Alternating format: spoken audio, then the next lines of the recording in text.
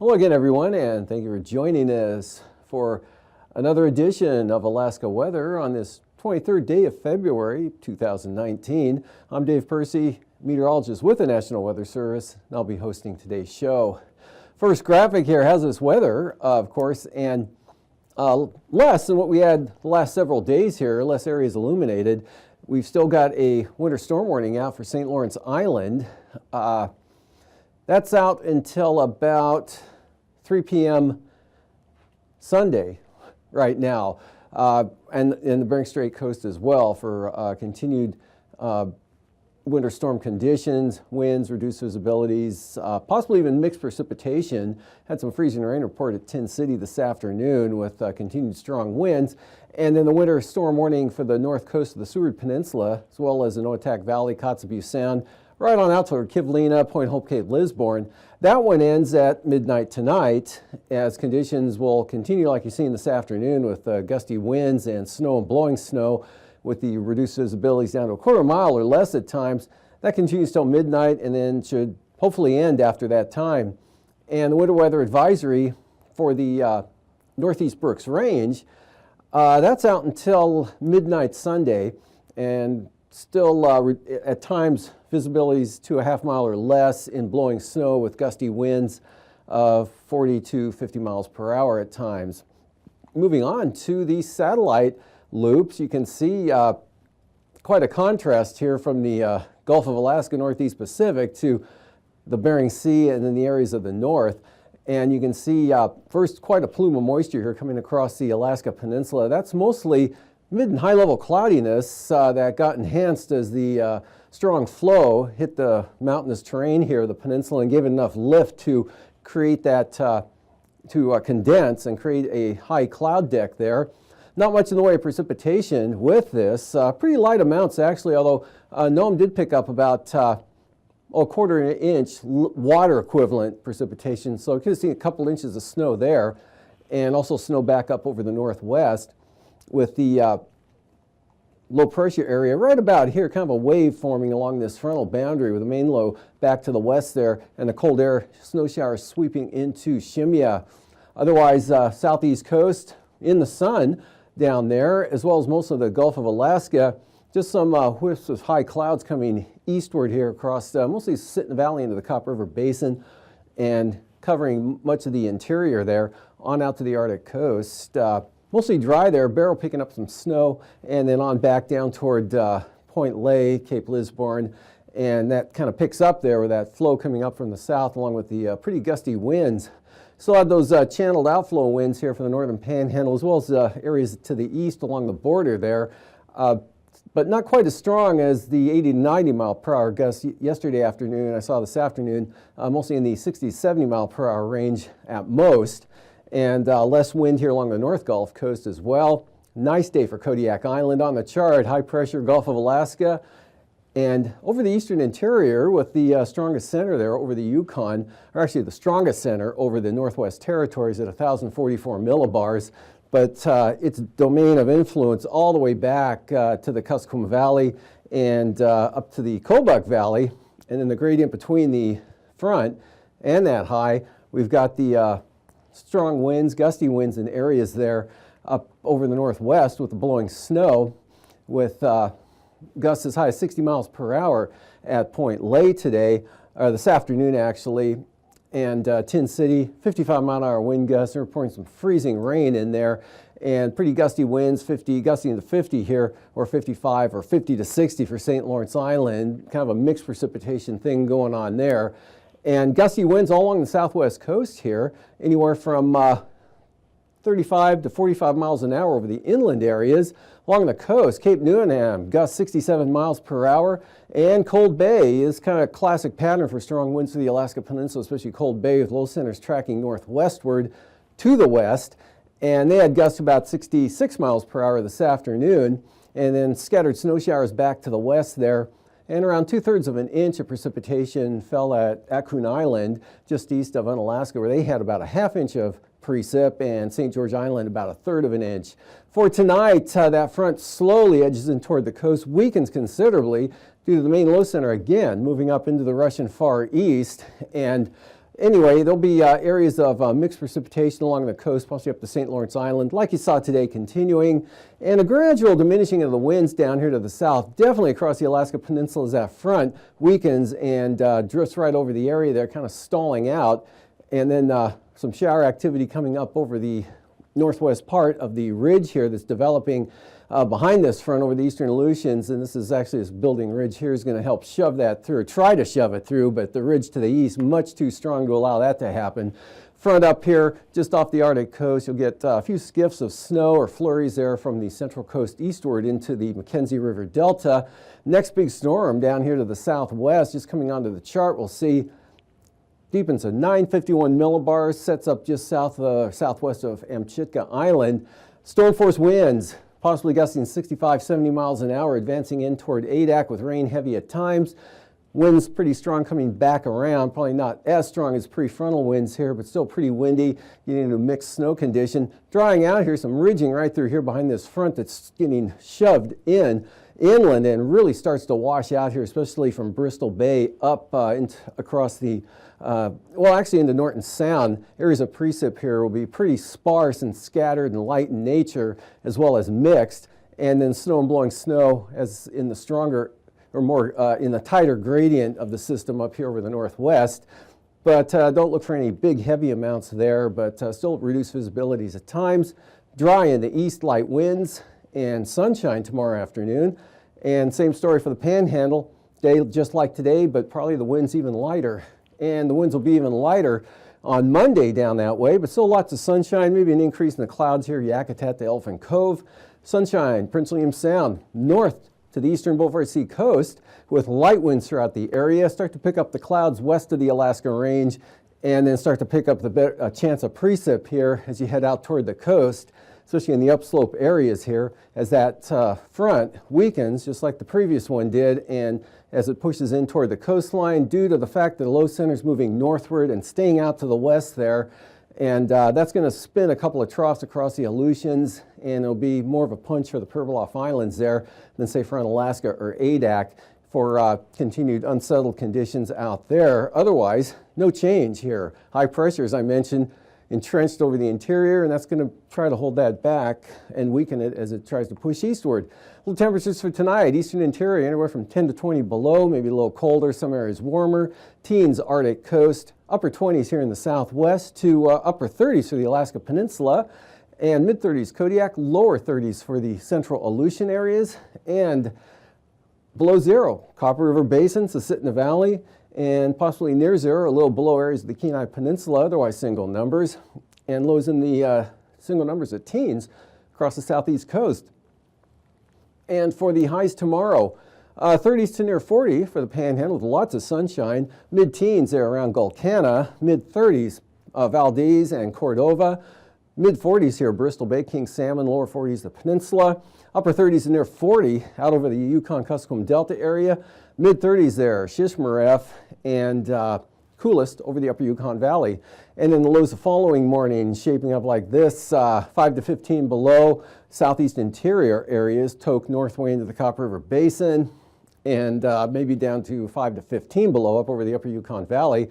Otherwise, staying above zero for the Arctic coast, upper 20s here in the southwest, to lower 20s out toward the coastline to St. Lawrence Island, and single numbers to upper 20s, quite a range in overnight lows here as they have been for the southeast coast. Staying above freezing for Kodiak, and mid to upper 30s for the Alaska Peninsula area, lower 30s way out west. And then your highs for Monday afternoon, not much change here, just a high of 33 coming up from your low of 31 at Shimia, near 40 Adak and Atka, upper 30s at Pribilof, lower 30s for the St. Lawrence Island area, and in the 40s again, eastern Aleutians right up into the Alaska Peninsula to King Salmon, and 35 to 40 over the southwest interior, upper 20 south central Alaska, and for the Panhandle, 30s to near 40. And now, aviation weather around Alaska. Well, weakening front will bring that IFR right up to the coastline tomorrow morning from the Bering Strait and down mostly along and south of the Alaska Peninsula, marginal Kodiak Island. Some of that could slip up into Kamishak Bay, VFR over the interior, marginal just off the eastern Beaufort Sea coast, and on down the west coast of Canada and the Panhandle, nothing but VFR. That continues into the afternoon tomorrow as well, with VFR right up through the central interior, all the way up to Arctic coast there, and in this area of marginal VFR with surges or zones of IFR in it, gradually shifting eastward, getting nudged eastward by the ridge that's in advance of that next big storm coming into the Bering Sea, and you can see a zone of IFR out there associated with it. And then for Monday morning, the front with that system moves up to the coastline here. So we have a much similar pattern to what we had with the previous system, except a lot more in the way of IFR slipping northeastward here on the south side of the Brooks Range, but making it all the way over there into the northern upper Yukon Valley. Looks like some marginal VFR Monday morning up into Cook Inlet, Kodiak Island, and much of the Aleutians staying VFR southeast interior all the way down to Dixon Entrance. And for the afternoon, no change in that pattern. Good VFR out here into the Gulf of Alaska and really nice through the central eastern interior and to the west also. And you pick up remnants of that system, upper level ridge, both at the high pressure, both at the surf and the loft, maintaining itself here. So that's keeping everything out to the west here, tries to push eastward but doesn't quite make it or falls apart as it hits the coast. And for passes, Anatuvik, Anatigan, VFR tomorrow with ceilings, visibilities unlimited, at least in the afternoon for Lake Clark America. There's some cloudiness in the morning there, and rainy VFR, windy. Isabel and Mintesta, now those past the ceilings visibilities will be unlimited, and Tenita as well as Portage, looking good with VFR. Chilcoot and White, VFR for the next couple of days. And the freezing level chart here showing the surface tomorrow morning right along the coastline all the way down to the Queen Charlotte's, and then the persistent southerly flow here, 2,000 to 6,000 feet with 4,000 feet to the Alaska Peninsula, then a zone of warmer air making it all the way up to the Arctic coast there at about, actually that's 4,000 feet, left the label off, a couple of 2,000 foot pockets there, but 4,000 feet all the way up into the Arctic and 2,000 feet remaining south of the Aleutians. And icing, zone weakening as it comes in tomorrow, so we could have some considerable moderate due to the terrain enhancement here along the Alaska Peninsula, considerable moderate rime icing, and also on this along the western Brooks Range and the DeLong Mountains. Otherwise, just a threat of seeing some areas of isolated moderate here along the shaded area down to the Alaska Peninsula, and then big batch of icing coming in out west here with that powerful storm approaching the western Aleutians. Jet stream, upper level high here, pretty strong, set up right over the Kenai Peninsula, centered right up over the Kenai Peninsula. On the east side of that, we've got 90-knot northerlies coming down across the southern southeast coast, Dixon Entrance, and a couple of southerly bands here. This one with that first front is going to be washing out as it comes into the west here, but southerlies 60, picking up to 110 knots there as a wave scoots northeastward through the Bering Strait, and then southerlies at about 100 knots here with that big storm just to southwest of Shimia. And at, let's see, bounce forward. Good, I didn't break it. 9,000 feet. There it is, 95 knot winds with that coming in across the central Aleutians there. And winds picking up to 60 knots. Pretty light though for the Fox Islands to start with. Even in the afternoon, they're kind of a cull in the flow. And then back up to 30 knots across the Alaska Peninsula. 40 to 60 out here over the west with 50 to as high as 85 knots crossing the western Brooks Range. And of course, lighter, more variable winds under the ridge axis, northerlies 20 to 25 across the southeast coast. And at 3,000 feet, maybe 10 to 15 for the Panhandle under high pressure, light winds for the Gulf, 20 knots eastern Arctic coast, and that's about it. Strong winds, 60 to 90 knots here with that storm coming into the western Aleutians, and lighter winds here to the northeast, Still 30 knots across the Alaska Peninsula, and then 65 knots there catching the DeLong Mountains, Cape Lisburne, Point Hope out of the southwest. And with that, a lot of moderate chop up there in the north and northwest here. Another zone in the southwest, and severe possible below 5,000 feet here, central and western Aleutians, and still mechanical turbulence here along the Panhandle.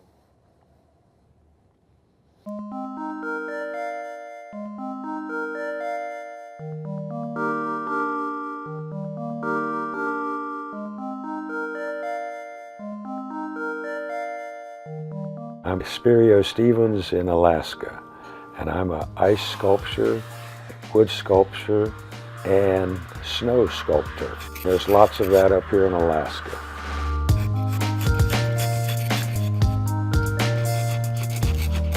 Why the ice?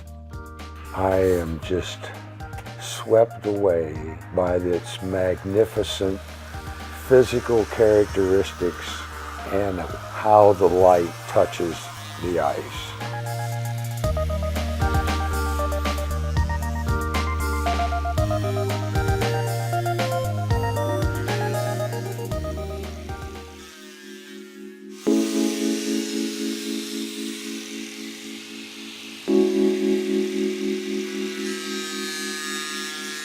I just happened to come upon all of this when I came to Alaska back in '96.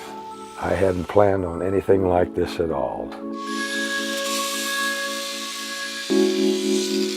Up here in Alaska, you can have 40 above temperatures to 40 below.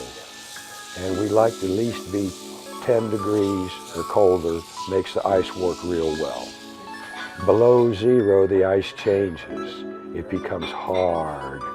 Down to 45 below, ice is so hard, it'll ring like a wine glass.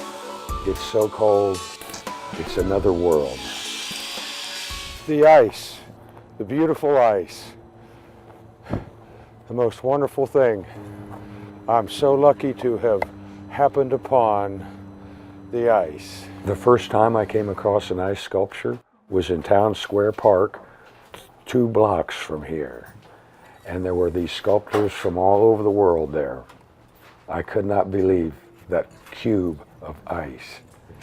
And so they had a few left over, and I gave them $100 and went and bought a cheap chainsaw and stacked the scaffolding up, and then I went after it cold and raw, first time.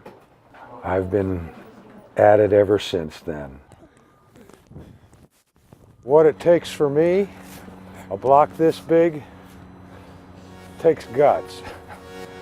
It takes guts to take on the ice, and it takes guts to make the designs I do. I never thought of myself as an artist until someone called me the artiste. Someone has to call you that before you think you are that.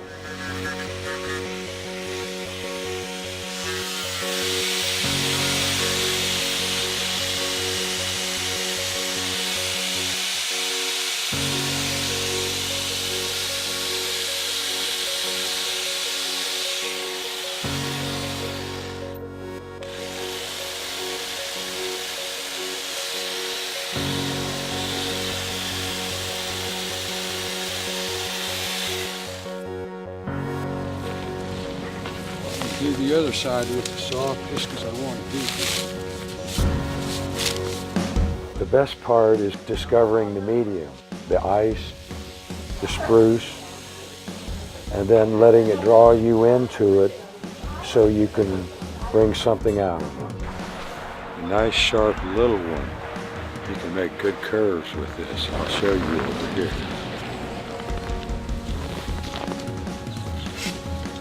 I've learned how to use all these tools in construction, from everything to building houses to landscaping. I've been with tools a long time.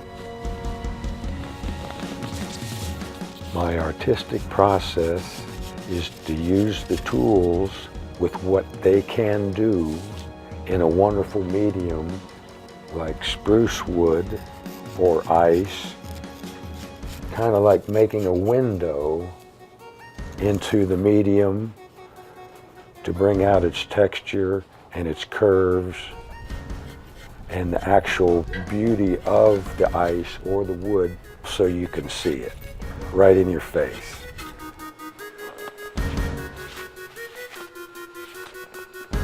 But I'm trying to open the ice up so the light can come through and disappear and come back in all these different angles and curves. Whether this is my home or whether I'm stranded here, maybe I'm a refugee. I don't know, but I sure like it here. I go fishing, I go hiking, I go to the World Ice Art Championships. I'm hanging out here a lot. And if that's what it takes, then I'm a real Alaskan.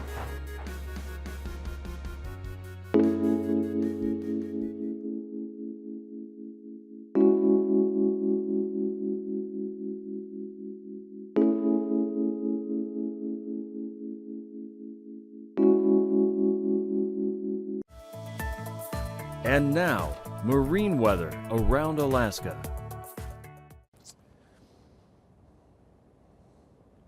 Welcome back. Today's sea ice analysis with the strong southeast winds, southerly wind flow, mild temperatures continuing to slowly advance to the north. And you can see some opening up here on the north side of the Yukon Delta coastline, or southern Norton Sound there, and the north side of St. Lawrence Island, as well as up here north coast of Seward Peninsula, Shishmaref area. And it looks like even a lead here up off the western Arctic coast.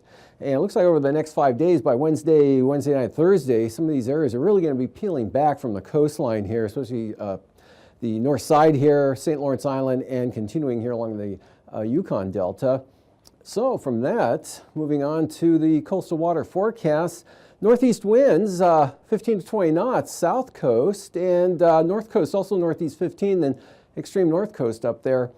Turning around to the northwest, just 10 to 15. Lighter winds in store for Lynn Canal, coming down to 30 knots sustained out of the north, and 20 knots for Stevens Passage. While Clarence Strait, you're looking at 15-knot winds and seas at about 3 feet. So pretty nice conditions there. And that continues into Monday. North 15 for Clarence Strait, northeast 15. Continued offshore flow for the south coast, north 15 here to the north, and Lynn Canal edging down further, but still small craft advisories for those north winds at 25 knots with 5-foot seas. Prince William Sound, light southwest breeze tomorrow at 10 knots. Otherwise, the North Gulf Coast, west-southwest 15, seas 5 to 6 feet. And then Barren Islands here swinging around to the southeast, but only coming up to 20 knots with 8-foot seas, and small craft advisories for Kamishak Bay. East winds at 25 with seas running around 9 feet, northeast to 20 for southern Cook Inlet, and those seas at about 6 feet north of Cook Inlet, northeast at 10, and no seas because it's ice covered. And for the outlook on Monday, no change here. 10 to 15 knot winds out of the northeast for Cook Inlet, east 15, so coming down, lighter winds coming up for Kachemak Bay. Light northwest breeze here, the Barren Islands and the western North Gulf Coast, and we'll call it 15 knots on the east side, and light northwest breeze also for Prince William Sound with seas at 2 feet and nothing but sun. For the Kodiak Island area, small craft advisories on the east side, southeast 25, 13-foot seas, and then we've got 30-knot winds here from Sitkinak to Cape Sarachev for with seas, 30-knot winds with seas up to 16 feet. On the Bering Sea side, southeast or east-southeast here at 30 knots, La Sierra, seas lower at about 10 feet, southeasterly gales for Bristol Bay. And then on Monday, southeast 30 for the Alaska Peninsula with seas 8 to 13 feet, southeast 30 also for Bristol Bay with 8-foot seas. And Castle Cape to Sitkinak, southeast 25 knots, seas up to 12 feet. Lighter winds, just 15, east-southeast here for Kodiak with seas still 8 feet on the Pacific side and about 3 feet in Shelikof Strait. And a lot of wind with that big storm coming up tomorrow for the Aleutians here.